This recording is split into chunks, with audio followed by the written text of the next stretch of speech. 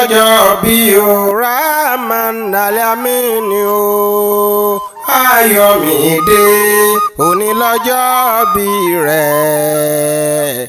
Rahman Al-Amin apẹ̀lẹ̀ ayé mo bẹ̀bẹ̀ o fún ẹ Ayọ̀mídé. Prosperity àti long life. Ọjọ́ méje méje bí oṣù balẹ̀ ajẹ́ wípé odò ló bà ojú ọjọ́ jẹ́.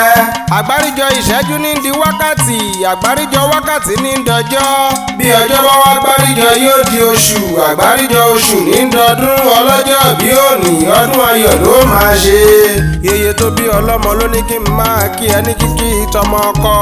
Òníwájú ni ẹ ò ní dọ́lá lẹ́yìn láyéláyé. Àsìkò tó ń ṣọjọ́ bí rẹ yìí Ayọ̀mídé wàá máa lékún nínú ọlá ńlá. Ọgbọ́n ìmọ̀ àti òye kò ní fi ọ́ sílẹ̀ nígbàkúùgbà. Ẹ wo Rahman Al-Amin Ayọ̀mídé ló ń ṣe ọdún mẹ́wàá lókè pẹ̀ lọ́wọ́lọ́wọ́ o. Bí dánidáni ò bá dáni, bínibíni náà ò kúkú lè bíni. Mo bá ọ dúpẹ́ lọ́wọ́ Ọlọ́run ọba tó dá ọ sí látọjọ́ tí wọ́n ti bí ọ. Ayé ò ní fi ẹ́ pa àwọn òbí rẹ lẹ́kún. Mo ṣàmì ńlá Ayọ̀mídé àtẹ́nìrì wàá ṣe 20, 40, 60 títí 100 jù bẹ́ẹ̀ lọ lọ́lá Ọlọ́run máa ṣàmì àdúrà. Àní ìyá rẹ̀ àtàtà ló ní kí n máa dá músòmúsò fáráyé gbọ́ wípé gbogbo October 25 lọ́dọọdún lọ́jọ́ bí rẹ̀. Kó o máa fẹ́gbẹ́ pé kí orí ó ṣe ọ́ lólú ọmọ. Ìbí adé Àríkẹ́ lèyí kúkú ti wá.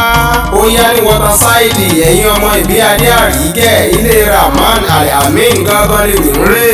Ọmọ ìbí adé Àríkẹ́ rèé o. Ọmọ Àríkẹ́ lẹ́mọ̀ṣọ́, ọmọ Ògùn rẹ̀ lẹ́pẹ̀. Ẹni ọmọ sí iyọ̀. Ọmọ ìgbẹ́ wẹ̀lẹ̀kẹ̀ ẹ̀rù ń gbẹ́, ọmọ náà ń gbẹ. Wọ́n ní kí ọmọ má máa gbẹ mọ́ nítorí ọmọ ọkọ kì í jagun bí ẹrú.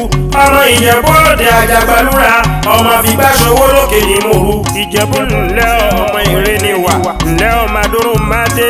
Ńlẹ́ ọmọ adúrún mọ́ṣù parí ẹ̀jẹ̀, ọmọ aládìyẹ ògògò màgà. Eléyìí ti fẹ̀yìn ẹ̀yìn bí awó jìgbìn. Ọmọ adìyẹ gorókù ó kò lé ńlé. Ara òrokùn, ara òradìyẹ. Ọmọ ń ṣe ni ọ̀yọ̀yọ̀ ń yọ̀, ọ̀yọ̀yọ̀ máa ń yọ̀ báwọn ti ṣe ní òde ìpani. Ọmọ dúdú ilé ọmọ bẹ́ẹ̀ sè níjọ́sí. Pupa tó mọ bẹ́ẹ̀ sè òkúkú sí ńlé. Ọmọ mo níṣu ńlé òun ò lọ́bẹ̀. Ọ̀bẹ kan ṣe tó kù ńlé òde òbí bọ̀ nínú ilé bàbá tó bí ọlọ́mọ.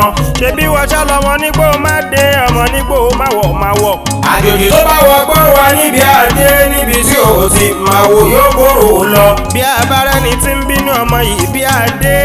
Ọmọ sẹ́yìn á bínú, mo ní wípé òrìṣà Ìjẹ̀bú á dá wọn lágara o. Ẹ wo Rahman Al-Amin Ayọ̀mídé ló ń ṣe tẹ́nì lọ́wọ́lọ́wọ́ o. Yèyé tó bí ọlọ́mọ ló ní kí n máa kí ẹ wípé happy birthday to you Ayọ̀mídé, long life and prosperity o. Bí wọ́n bá wà bí wípé ta ló kọrin òbí sí yín létí.